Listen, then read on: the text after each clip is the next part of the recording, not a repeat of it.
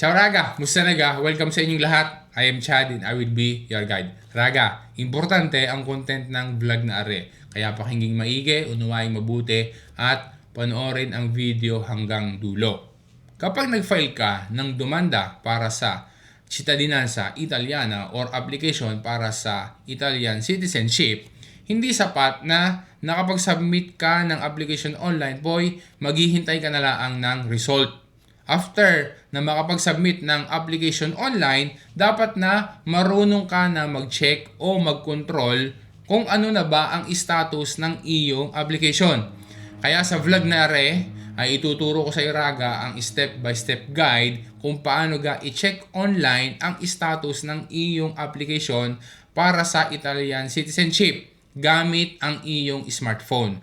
Kapag ba nagpatulong sa isang patronato na makapag-file ng application for Italian citizenship, sila lang ang pwede na mag-access at mag-verify online ng status. Ano ba yung isang app na importante na mayroon ka sa iyong smartphone para makatanggap ng importante na mga adjournamento o update doon sa iyong application for Italian citizenship? Ano yung tinatawag at nadidinig mo na Kappa-10 na yan ay related doon sa iyong application? Bakit ba importante na alam mo ang iyong Kappa-10? Alamin natin ang detalye Raga, doon po ng sigla, partiamo.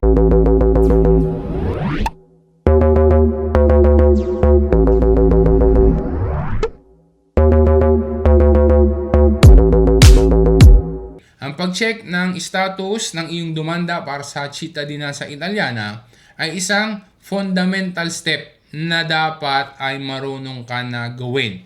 Kahit na per residenza man o maging per matrimonyo man ang i-file mo.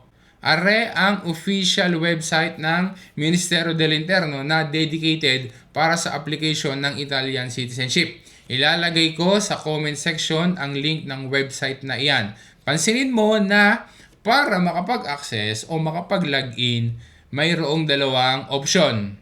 Dalawang option na makikita mo dyan. Either using speed o CIE-ID. Sagutin na natin ngayon yung tanong kanina. Kung nagpatulong ka ba sa patronato para ikaw ay makapag-file ng iyong application for Italian citizenship, ay sila lang ang pwede na mag-access at mag-verify online ng status? Hindi Raga. Actually, ang requirente o ang aplikante ang mayroong access para makapag-apply online at maging para din mag-verify online.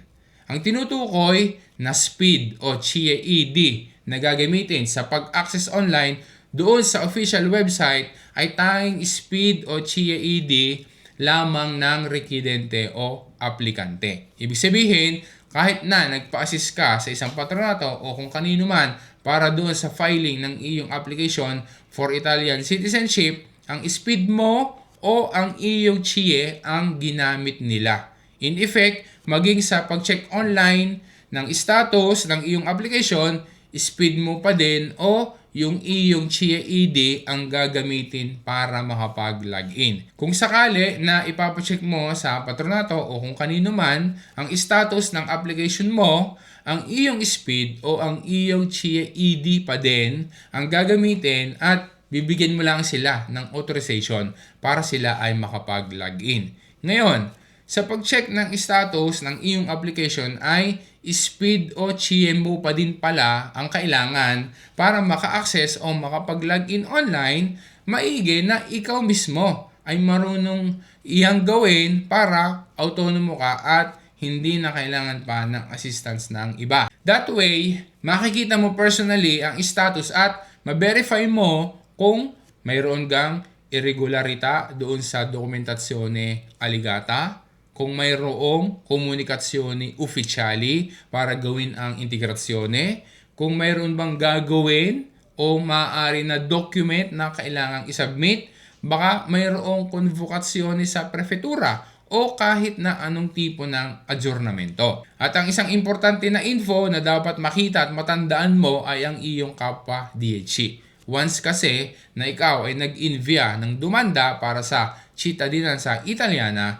nag-a-assign ang system ng numero pratika, isang unique number or code na assigned or designated doon sa iyong application at nagsisimula iyan sa Kappa DHE or K10. Bibigyan kita ng example para maging mas malinaw. Kung ang isang persona physica ay mayroong codice fiscale na para lang sa kanya iyon, o kaya naman yung isang member ng SSS ay mayroong unique at sariling SSS number, ganun din ang application for Italian citizenship. Kappa DHE naman ang tawag at unique din iyon para sa bawat application. Ang Kappa DHE ay importante para sa identification ng iyong application. Kapag mayroong official communication, kapag ka magpa-follow up at kapag na-approve na ang application ay palaging ang Kappa DHE ang reference number. Maging kapag mag-i-email to follow up or to submit any documents or any other additional information, ang inilalagay na subject doon sa email ay palaging yung kumpleto na Kappa DHE ng pratika. Kailan ba nagkakaroon? Kailan ba na ibibigay ang Kappa DHE? Iba-iba at hindi pare-parehas ang tempi. Once na ikaw ay nag-envia ng demanda online, di solito after 2 to 3 weeks. Kuminsan naman ay after 1 month. Ngayon ay ipapakita ko na sa iyo Raga ang step-by-step guide kung paano i-check online ang status ng iyong application for Italian citizenship. Punta ka din sa official website. Remember, nasa comment section ang link ng sito na iyan ng Ministerio del Interno. I-click mo yung area reservata para makapag-login. As mentioned kanina, ang options na pwedeng gamitin ay ang iyong speed personale o ang iyong CIE ID. Once makapasok ka na, makikita mo ang iyong pangalan sa upper right corner. Sa bandang kaliwa naman, ang iyong name at email address na associated sa iyong speed o CIE. Para makita ang status ng demanda, i-click mo yung sa tapat ng cittadinanza. Tapos kapag lumabas ang options ay i-select mo at i-click yung Comunicazioni barra Stato Pratica. Dine sa part na are ay makikita mo na ang info at status ng iyong application at indicated ang iyong Kappa DHE. Remember, kung wala pang nalabas na info diyan sa part na iyan, maaaring kakapag-envia mo pa lang at hindi pa na-assignan ng Kappa DHE ang iyong demanda. Kaya ang gagawin, mag-check ulit sa ibang araw. Papalipasin ng ilang araw, tapos ay mag-check ulit until makita mo na iyang lumabas. Okay? Sa example na iyan, ibig sabihin ng Artikulo 9, lettera F ay cittadinanza per residenza at yung 10 years na residenza. Yan yung kanyang ina-applyan. Nakalagay kung anong prefektura, maging ang data presentazione o date ng pag-envia. Stated din ang Stato della Pratica. Kagaya niyan, 2 years nang mahigit ang application pero iyan pa din ang estado ng pratika at hindi nagbabago. Okay lang yan, normally lang. Pinaprocess pa nila, ibig sabihin at huwag dapat mag-aalala. Kung wala namang dapat na ipag-alala, kung wala namang dapat na isubmit, wala naman silang hinihingi. Base pa rin sa example, mayroong komunikasyone na natanggap noong December 2025. Dahil mag 2 years na that time ang pratika. Kaya nagpadala sila ng aviso na prorogato o extended pa ng additional 12 months. So, 1 taon pa na dagdag ang processing time. Kagaya ng ating sinasabi dati pa, 2 to 3 years ang processing ng application for Italian citizenship sa ngayon. Ari namang highlighted na komunikasyone na are ay ang unang komunikasyone na natatanggap para sa pag-assign ng Kappa DHE at avvio del procedimento. Sa example na iyan ay after almost 3 weeks ng pag-envia ng demanda, nabigyan ng Kappa DHE. Tandaan na every time na mayroong adjournamento o komunikasyone, may email ka din na matatanggap para abisuhan ka nila na ikaw ay mag-check online. Kaya importante na marunong kang gawin iyan, marunong kang mag-check ng status online. At I hope na makatulong sa iyo ang step-by-step guide na iyan na itinuro ko sa iyo Raga kanina.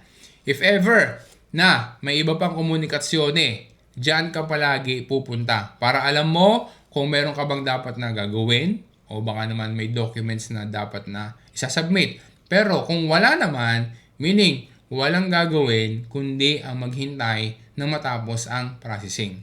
Important info, mayroong oraryo ang official website kaya dapat na sa mga araw na at mga oras na iyan ka dapat maglalagin. Kapag ibang araw at for oraryo ay hindi ka makakapag-login sa website na iyan. Ang app naman na dapat na mayroon ka doon sa iyong smartphone ay ang app iyo. Maging sa app iyo ay nakakatanggap din ng official notifications kapag mayroong importante na adjournamento ng iyong demanda gaya ng preaviso di diniego, lalo na kapag may dekreto di concessione na o aprobado na yung application. Ugaliin din na lagi magbasa din sa mga avizi dahil baka mayroon kang dapat na gagawin. Makikita din diyan sa mga avizi ang mga official na email address, official na PEC, official na contact numbers if ever na mayroong ipa-follow up ka or isesend na documents or any additional info. Ayun na raga, sana naging malino sa iyo at nakatulong sa iyo ang pinag-usapan natin na information sa video na ito. Maraming salamat sa panonood mo. Sana ma-share mo rin sa iba. Once again, this is Chad and always remember, Chad will guide. Grazie raga, alla prossima!